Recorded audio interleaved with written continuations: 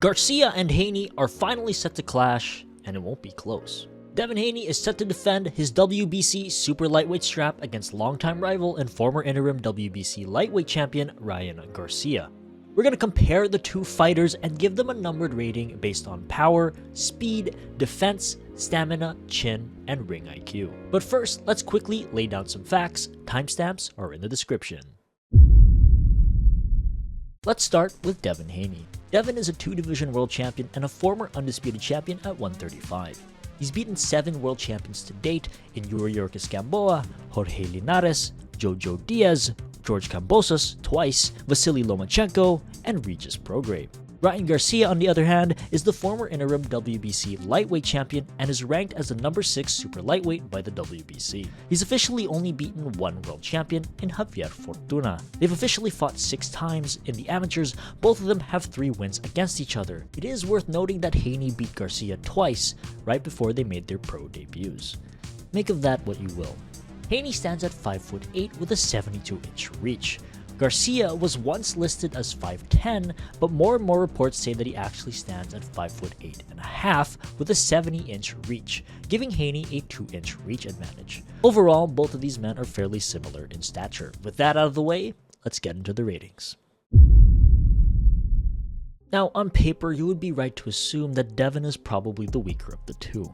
His KO percentage is much lower than the average fighter, but my rebuttal to that is that he moved up in weight. Devin at 135 has always looked really drained, but when he fought Prograis at 140, he looked much stronger and did some pretty significant damage to Prograis and went as far as knocking him down. If this were at 135, I'd probably give Devin a power rating of somewhere in the 70s, but considering his move to 140, I'd be happy to give him a power rating of 81. Garcia is a little easier to rate in terms of power. He boasts an 83% KO percentage, third among the 140-pounders, just behind Rolly Romero and Subriel Matias. My only issue in rating his power is who he's used it against. Garcia's resume is arguably the weakest among the top contenders. While he has knocked out some contenders, he has yet to knock out any true elite fighters. Regardless, his power isn't to be taken lightly. With that being said, I'm going to give Garcia a power rating of 90. Devin has some pretty fast hands. Maybe not as fast as Ryan's, but it's enough to consider it elite. He's able to throw combinations and single punches at high level speeds, which makes me comfortable enough to give Devin a speed rating of 87. For Ryan Garcia, speed is a part of his style and his brand. We've all seen the Cobra Bag videos, we've all seen the invisible punch he did against Fortuna. Fact of the matter is, Ryan Garcia is fast, which is why I'm confident in giving Garcia a speed rating of 93. While Ryan has the advantage when it comes to the speed and power department, we can all agree that Devin Haney holds the advantage in the defense department. Devin is a classic example of stick and move. He's able to slip counters at a very high level, all while being at the center of the ring. Combine that with his excellent footwork, and it makes him very difficult to catch. I'd be happy to give Devin a defense rating of 95.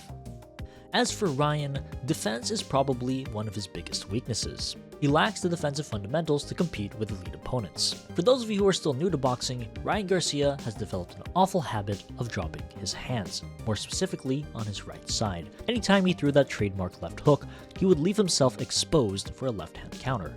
It's one of the very reasons as to why he lost against Gervonta Tank Davis and why he's gotten knocked down before that. Even in his newer training videos, he's still shown to be throwing with the same habits. While that's not to say that Ryan has no defense at all, as he has shown some defensive prowess in the past before, he has a glaring weakness that a fighter like Devin Haney can exploit. And no, we're not going to mention that taco shell he had against Duarte. I'd like to forget about that. I'm going to give Ryan a defense rating of 72. Now on to stamina. Devin has consistently fought to 12 rounds for the past 8 fights. He is able to maintain a pace that he likes and maintain that pace for a whole 12 without gassing out. It's never really been an issue for Haney, and I can easily give him a stamina rating of 92. As for Garcia, stamina has never seemed like it was an issue. That being said, it is quite difficult to gauge how good his stamina actually is, since he's only ever went a full 12 once. He went 12 against Emmanuel Tago in 2022, and it seemed like he still has some energy left in the tank by the end of the fight. I'm still willing to give him a stamina rating of 83. Haney has never been knocked down, but we have seen him get rocked exactly once, and that was against Jorge Linares in 2021. Otherwise, when he does get hit, he always maintains his composure and always has his feet under him. While there isn't enough data to really gauge how tough his chin really is, I'm willing to give him a chin rating of 84. Garcia has been rocked, knocked down, and knocked out before, but that doesn't mean he can't take a punch. He's definitely no Glassjaw Khan, but anytime he does get hit clean, there's a good chance that he gets rocked. That being said, I'm giving Ryan a chin rating of 77. It's not a horrible chin, but it's definitely not his best trait. Devin is probably the most disciplined among his generation of fighters. He is an elite outside fighter, he understands range very well, and is almost always in a good position for countering. He knows how to be just out of range from his opponents. His footwork is basic, but it's super disciplined. I'm confident to give Devin Haney a ring IQ score of 93. Now, Ryan is a different case. I strongly believe that both his front foot and back foot game have some major flaws. His front foot offense is quite one-dimensional. He has a really bad habit of stepping straight in and straight out instead of using lateral movement, which has gotten him into trouble before.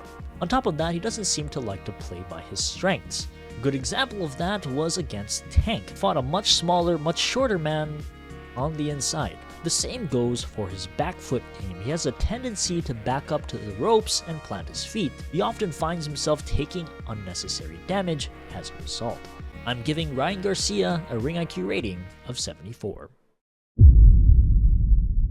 Before we reveal the whole score, thank you for watching this far into the video, and be sure to hit that like button. Without further ado, Devin Haney scored a healthy 88, while Garcia scored 7 points lower at an average of 81. Ryan Garcia holds the speed and power advantage, while Devin has the advantage for just about everything else. Now on to my prediction. Ryan Garcia is what I like to call unpolished. Whether you like him or not, he still shows some great promise as a fighter. He just needs to focus up, get a trainer to fix his defensive habits, and develop him further. After all, he's only 25 and he has a lot of time to grow. Taking his recent antics into account, it's tough for me to say that Ryan can even win this. The only real way I can see Ryan Garcia winning this fight is by knockout, and that's not an easy task in itself. If this goes to the scorecards, Ryan really has no chance. I believe Haney is just too well-rounded and too disciplined by comparison. Devin is a smart fighter that can easily take advantage of Ryan's obvious weaknesses. Ryan is going to get outboxed and outjammed. That's why I'm picking Devin the Dream Haney to win by decision. That's going to be all from me. If you enjoyed, be sure to like and subscribe. Thank you so much for watching, and this has been Chino's Fight Corner.